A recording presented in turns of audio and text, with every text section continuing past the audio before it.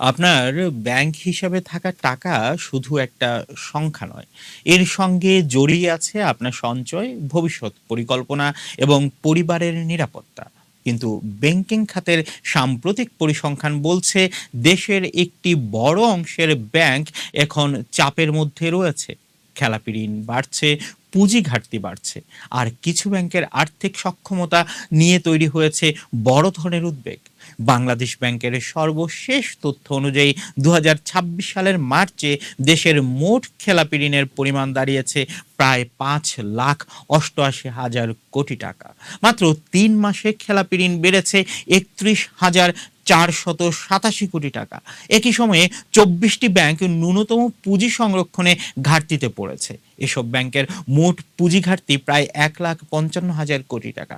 মার্চে এই ঘাটতি ছিল প্রায় ১,১০,০০০ কোটি টাকা, অর্থাৎ মাত্র ৩ মাসে ঘাটতি বেড়েছে প্রায় ৪৫,০০০ কোটি টাকা। সবচেয়ে বেশি চাপ দেখা যাচ্ছে ইসলামী ব্যাংকগুলোর উপর। ২০২৬ সালের মার্চে পূর্ণাঙ্গ ইসলামী ব্যাংকগুলোর খেলাপি ঋণের পরিমাণ দাঁড়িয়েছে ৫৮.৪%। এক বছর আগে এই হার ছিল ২৯.৯%, অর্থাৎ এক বছরের ব্যবধানে খেলাপি ঋণের হার প্রায় দ্বিগুণ হয়েছে। ২০১৩ সালে অনুমোদন পাওয়া চতুর্থ প্রজন্মের ৯টি ব্যাংকের অবস্থাও স্বস্তিদায়ক নয়। ২০২৬-এর মার্চে এসব ব্যাংকের খেলাপি ঋণের হার হয়েছে ৫২.২%। এক বছর আগে ছিল ৪৪.৪%। অর্থাৎ এই ব্যাংকগুলোতে বিতরণ করা প্রতি ১০০ টাকার ঋণের মধ্যে ৫২ টাকার বেশি এখন খেলাপি। আরেকটি গুরুত্বপূর্ণ সূচক হলো ঋণ ও আমানতের অনুপাত। ২০২৬ সালের মার্চে পূর্ণাঙ্গ ইসলামী ব্যাংকগুলোর এই অনুপাত ছিল ১২০.৩%। অর্থাৎ ১০০ টাকা আমানতের বিপরীতে তারা ঋণ দিয়েছে প্রায় ১২০ টাকা। চতুর্থ প্রজন্মের ব্যাংকগুলোর ক্ষেত্রে অনুপাত ছিল ১০১.৬%। ব্যাংকের কাছে যত আমানত রয়েছে তার চেয়ে বেশি ঋণ বিতরণের অর্থ হলো অতিরিক্ত অর্থের জন্য ব্যাংককে অন্য উৎসের উপর নির্ভর করতে হয়েছে। এর একটি উৎস বাংলাদেশ ব্যাংক থেকে নেওয়া অর্থ। ফলে আমানত, ঋণ বিতরণ এবং পুনঃ অর্থায়নের মধ্যে ভারসাম্য নষ্ট হলে পুরো ব্যাংকিং ব্যবস্থার উপরেই চাপ তৈরি হয়। সবচেয়ে বড় উদাহরণ ইসলামী ব্যাংক। ২০২৬ সালের মার্চে এই ব্যাংকের খেলাপি ঋণের পরিমাণ দাঁড়িয়েছে ৯৫,৬২৯ টাকা। এক বছর আগে ২০২৫ সালের মার্চে ছিল ৪৭,৬১৮ কোটি টাকা। অর্থাৎ এক বছরের ব্যবধানে খেলাপি ঋণ প্রায় দ্বিগুণ হয়েছে। ব্যাংকের ঝুঁকি সামলাতে যে পরিমাণ তহবিল থাকার কথা তার সঙ্গে বাস্তব অবস্থারও বড় পার্থক্য রয়েছে। তথ্য অনুযায়ী ইসলামী ব্যাংকের প্রয়োজনীয় তহবিলের পরিমাণ প্রায় ৯২,৫৩৭ কোটি টাকা হলেও ব্যাংকের হাতে ছিল মাত্র ৭,৯২২ কোটি টাকা। ফলে অতিরিক্ত সরকারি সহায়তা ছাড়া ব্যাংকটির আর্থিক চাপ আরও বাড়তে পারে বলে অডিট সংশ্লিষ্টদের আশঙ্কা রয়েছে। শুধু ইসলামী ব্যাংক নয়, আরও কয়েকটি ব্যাংকের খেলাপি ঋণ দ্রুত বাড়ছে। আইএফআইসি ব্যাংকের খেলাপি ঋণ দাঁড়িয়েছে ২৮,১৭৪ কোটি টাকা, যা ব্যাংকটির মোট ঋণের প্রায় ৬৩%। এক্সিম ব্যাংকের খেলাপি ঋণ বেড়েছে ৩,৩২০ কোটি টাকা। ন্যাশনাল ব্যাংকে বেড়েছে ২,১৬২ কোটি টাকা। প্রিমিয়ার ব্যাংকে ১,৬৯৯ কোটি টাকা এবং এবি ব্যাংকে ১,৩১৩ কোটি টাকা। এর পাশাপাশি ব্যাংকিং খাতের আরেকটি বড় সমস্যা হলো পুঁজি ঘাটতি। ২০২৬ সালের মার্চে ২৪টি ব্যাংক প্রয়োজনীয় ন্যূনতম পুঁজি ধরে রাখতে পারেনি। এর মধ্যে ৪টি রাষ্ট্রায়ত্ত ব্যাংক, ২টি বিশেষায়িত ব্যাংক এবং ১৮টি বেসরকারি ব্যাংক রয়েছে।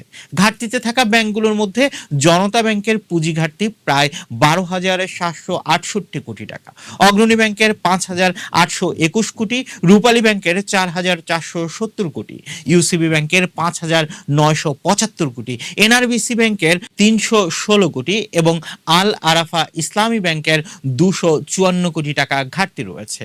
পরিস্থিতি সামাল দিতে ইতোমধ্যে কয়েকটি সমস্যাগ্রস্ত ব্যাংক একীভূত করার উদ্যোগ নেওয়া হয়েছে। Exim, First Security, Global, Social ও ইউনিয়ন ব্যাংককে একত্রিত করে গঠন করা হয়েছে সম্মিলিত ইসলামী ব্যাংক। এই ৫ ব্যাংকের মোট ঋণের প্রায় ৭৭%ই খেলাপি ছিল, টাকার হিসেবে যার পরিমাণ প্রায় ১.৪৭ ট্রিলিয়ন টাকা।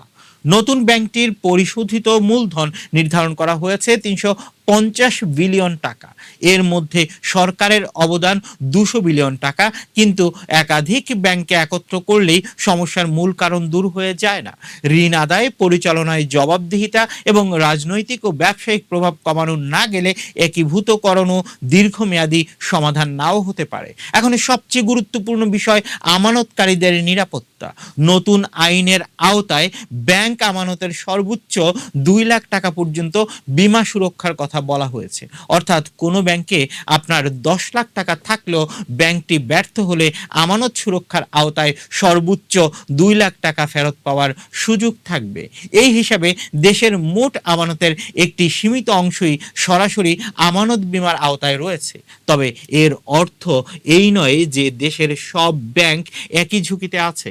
তথ্য অনুযায়ী 26টি ব্যাংক এখনো 12.5% পুঁজি ধরে রেখেছে। অর্থাৎ ব্যাংকিং খাতের একটি অংশ এখনো তুলনামূলকভাবে শক্ত অবস্থানে রয়েছে। ঝুঁকির মাত্রা ব্যাংক ভেদে আলাদা। খেলাপি ঋণ কমাতে বাংলাদেশ ব্যাংক আগে 2026 সালের জুনের মধ্যে খেলাপি ঋণের হার 8% নামিয়ে আনার লক্ষ্য নির্ধারণ করেছিল। সেই লক্ষ্য অর্জিত হয়নি। এরপর খেলাপি ঋণ আদায়ে বিশেষ এক্সিট সুবিধার মতো উদ্যোগ নেওয়া হয়েছে। এককালীন টাকা পরিশোধ করলে সুদে ছাড় দেওয়ার সুযোগ রাখা হয়েছে, যার মেয়াদ 2026 সালের 31 ডিসেম্বর পর্যন্ত। কিন্তু শুধু ঋণ পুনঃতফসিল বা সুদ মওকুফ করে সমস্যার সমাধান হবে না। প্রয়োজন ঋণ দেওয়ার সময় কঠোর যাচাই, ঋণ ব্যবহারের নজরদারি, সময় মতো আদায় এবং ইচ্ছাকৃত খেলাপিদের বিরুদ্ধে কার্যকর ব্যবস্থা। চীন ও ভারতের অভিজ্ঞতাও দেখিয়েছে ব্যাংকিং খাতে শৃঙ্খলা ফিরিয়ে আনতে শুধু অর্থ ঢাললেই হয় না, প্রয়োজন কঠোর নিয়ন্ত্রণ, জবাবদিহিতা এবং আইন সবার জন্য সমানভাবে প্রয়োগ করা। বাংলাদেশের জন্য সবচেয়ে জরুরি কাজ হলো ব্যাংকের মালিকানা ও পরিচালনায় স্বচ্ছতা নিশ্চিত করা।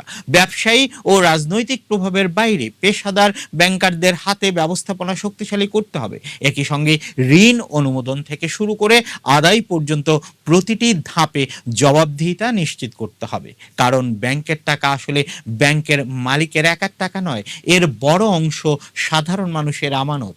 একজন চাকরিজীবীর সঞ্চয়, একজন ব্যবসায়ীর মূলধন, একজন পরিবারের ভবিষ্যতের জন্য রাখা অর্থ, সব মিলিয়েই ব্যাংকের ভিত তৈরি হয়। তাই ব্যাংকিং খাতের সংকট মানে শুধু কিছু প্রতিষ্ঠানের সমস্যা এরকমটা নয়, এটি সরাসরি সাধারণ মানুষের অর্থনৈতিক নিরাপত্তার সঙ্গে সম্পর্কিত।